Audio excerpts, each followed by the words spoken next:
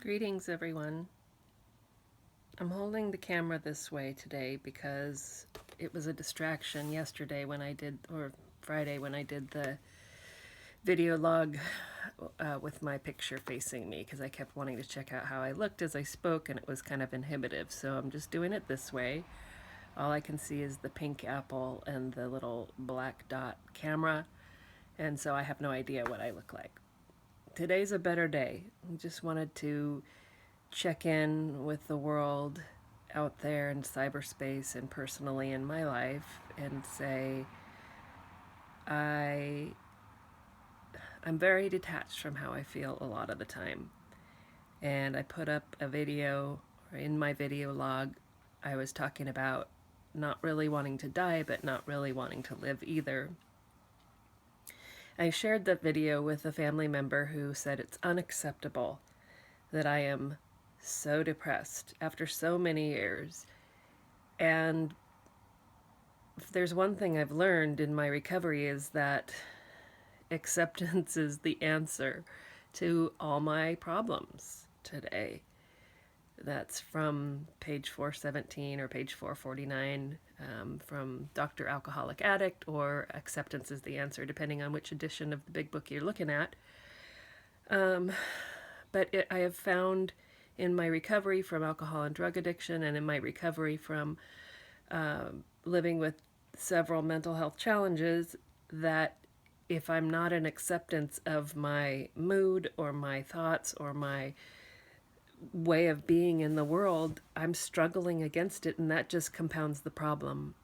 So if I'm so depressed I can't move and I'm struggling against the fact, not accepting the fact that I'm so depressed I can't move, it just makes me even more immobile. And, you know, it's a process. And I guess what I'm wanting to say right now is that I have hope, and I hope that you have hope and that you don't give up, because suicide's not an option. It's not an option because that's an assault to my being and my higher power and the people I love and my community. I'm learning that there is a little piece of me inside of me that I can love, even if my actions don't match that. It is my intention to learn to love the whole of me. And so through recovery, this is the work that I'm doing. I know I don't look quite as bad as I did with the hair piled on top of the head and the watery eyes and the demeanor I was in on Friday. Today's Sunday. And actually, I just don't really give a fuck about how I look right now, which is a contradiction because I'm so concerned about how I look out in the world with my body image bullshit. The dishes are still not done. The beds are still not made. The one bed is entirely covered in clothes. Those are clean, they're just not folded. The floor's not swept. The bathroom is not clean.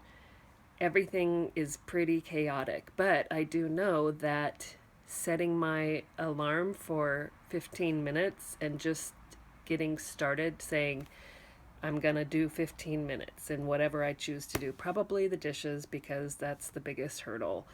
I can get them done in 15 minutes, and then the rest of it kind of flows from there. And if all I get done today is my 15 minutes worth of dishes, hey, I'll have clean dishes.